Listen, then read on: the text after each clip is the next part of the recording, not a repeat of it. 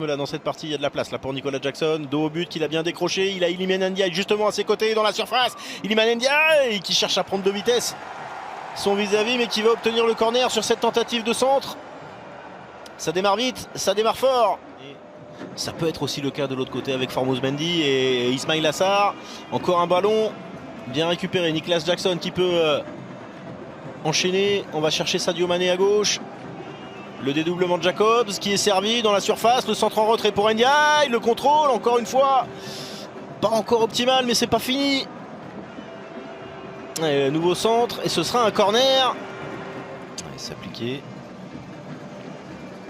C'était mieux sur la relance mais encore une fois dans les airs ce sont les... Hop hop hop, Sadio Mané qui est passé, qui va aller provoquer. La faute est en dehors de la surface mais le carton sera peut-être rouge.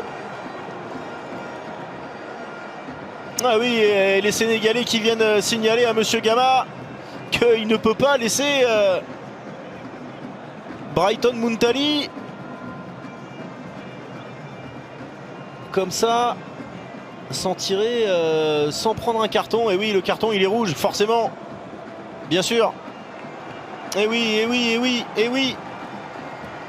Ah, c'est annihilé, il a annihilé pardon une occasion de but. Alors certes il dit que non. Sadio Mané l'a aussi peut-être très bien fait au métier, mais l'appel en tout cas est super tranchant, le contrôle est bon et le contact il est là. Il est là. Alors peut-être que Sadio Mané vient s'empaler dessus, mais regarde, dans le cœur du jeu. Ah, bien fait, Iliman Ndiaye sur le contrôle orienté, et il a le contre favorable, il va pouvoir armer, Iliman Ndiaye, c'est pas cadré. Mais voilà ce qu'on attend d'Iliman Ndiaye, capable d'éclairs de génie, capable de faire parler la technique, capable par son dribble soyeux. On voit ce nouveau crochet, effectivement il a peut-être pas tort, elle a peut-être été touchée cette balle par le dernier défenseur. Alors oui, il a le contre favorable, mais il me semble que oui, elle est touchée quand elle passe entre les jambes du défenseur sur sa tentative de frappe. Sadio Mané, Ndiaye qui redonne derrière, Jacobs. Ismail Jacobs qui insiste sur ce côté gauche avec Lamine Camara. Le pied droit, c'est rentrant, mais ça va finir dans les gants de Chikuka et ça va sortir en corner. Oh, la grosse faute de main. Il me semblait que c'était sorti, alors est-ce qu'ils ont sifflé une faute ou un hors-jeu peut-être? Chikuka. Oui, non, c'est corner, parce que Chikuka, je veux bien, mais il est sorti avec le ballon quand même. C'est de l'attaque-défense, hein. Il faut être capable d'être juste maintenant désormais dans les 30 derniers mètres. Nicolas Jackson fait en tout cas ce qu'il faut. Iliman Ndiaye était bien pris à deux joueurs mais il arrive à s'en sortir et cette frappe est magnifique. Et la voilà, l'ouverture du score pour les Lions de la Teranga. C'est signé Pape Gueye, le pied gauche est ouvert, la barre transversale et les filets ont tremblé.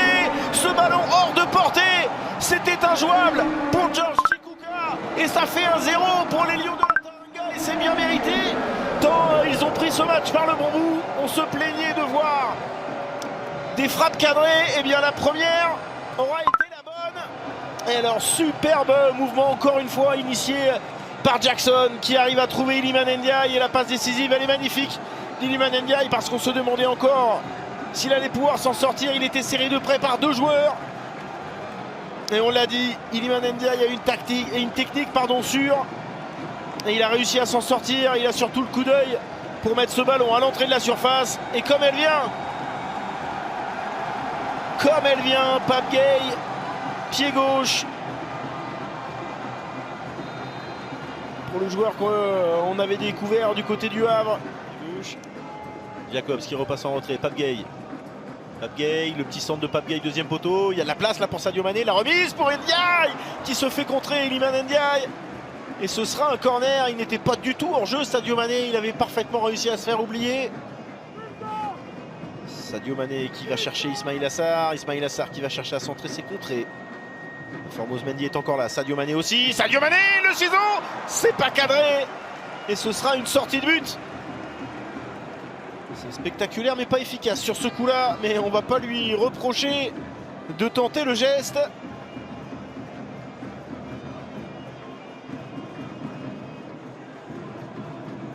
Parce qu'il a de la place pour s'exprimer. On a vu intéressant quand même dans le jeu en première mi-temps.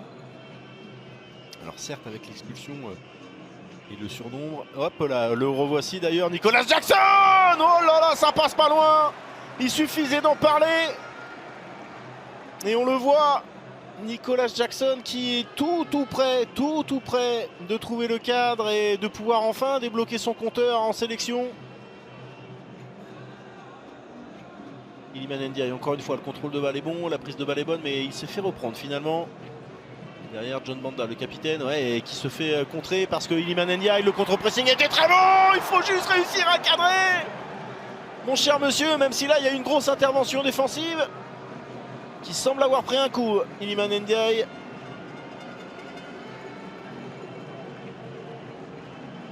Ah oui, c'est en fin de frappe. J'ai l'impression de défense. Oh, bien fait. Cette passe de Pape Gueye, le centre instantané. Et il est un peu court, Ismail Assar. Ce sera un corner. Avec Iliman Ndiaye au départ de cette partie. Dans le cœur du jeu, et après avec le scénario et la supériorité numérique. Pape Gueye ici, le centre, oui, le centre de Pape Gueye. Il était buteur, le voilà passeur, mais est-ce que le drapeau s'est levé? Oui. Ah, c'est dommage, parce que ce ballon de Pape Gueye était très bon pour Sadio Mané. Ouais, il est hors jeu. Ndiaye n'y était peut-être pas, mais déjà 8 en 3 matchs, 3 encaissés, ils sont à plus 5. Et ça, par contre, c'est un bon ballon récupéré. Là, il y a un surnombre, un 4 contre 3. Et ça fait 2-0. Parce que ce ballon, il ne pouvait finir qu'au fond. Sadio Mané qui ne tremble pas et qui ajuste parfaitement George Chikuka. Et ça fait 2-0. Le but du break, le voici, le voilà. On vient de passer l'heure de jeu. Le meilleur moment pour les Sénégalais. Et là, voilà, la deuxième frappe cadrée des Lions de la Teranga. 2 tirs cadrés, 2 buts. Ça fait 2-0. Paptio peut être serein, lui qui est accompagné par Teddy Pellerin, ancien staff d'Aliou Cissé, qui pour le moment voit le Sénégal marquer autant de buts en 1 heure que depuis le début de cette phase de qualification. 2-0 avec cette frappe pied gauche parfaitement ajustée. Sidié Sagnobane touché par le défenseur Chikuka qui ne peut intervenir. Touché ou pas d'ailleurs. Après, encore une fois, sur le travail de contre-pressing, c'est très bien ce que font les Sénégalais. Et ça permet encore une fois d'apporter du danger. 2-0, 2-0 et 3-0. Parce que le revoilà, le revenant Boulaïdia qui vient mettre le 3e but. Le Malawi est en train d'exploser. Le Sénégal déroule. Et le stade exulte. Oui, les Sénégalais ont entendu le message. Si le Burkina a gagné 4 buts à 1 hier, eh bien, le Sénégal aussi peut inscrire des buts.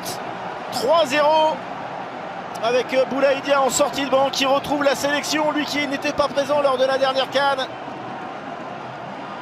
Et le revenant Boulaïdia qui retrouve le sourire et qui redonne le sourire à toute la sélection, à tous les spectateurs et j'en suis sûr à toute une nation. Oui, Paptio en bas de l'écran qui peut applaudir. 3-0, c'est parfait. 3 tirs cadrés, 3 buts. Ah, le petit ballon par-dessus, magnifique. Et là, on le voit, c'est l'intervention manquée de Nixon Emoisé qui remet ce ballon dans les pieds de Boulaïdia. Et là, derrière, Boulaïdia, le petit contrôle favorable, certes. Mais surtout, le geste juste, cette petite tentative de crochet pour effacer le gardien, la fin de frappe. Pour les Sénégalais, il est important de retrouver la victoire et ça semble être le cas. On ne voit pas comment ce match peut leur échapper. Nicolas Jackson pour que la fête soit totale. Nicolas Jackson, 4e tir cadré et 4e but et surtout, le voilà enfin, le 1er but en sélection avec les Lions de la Teranga pour Nicolas Jackson. Lui aussi.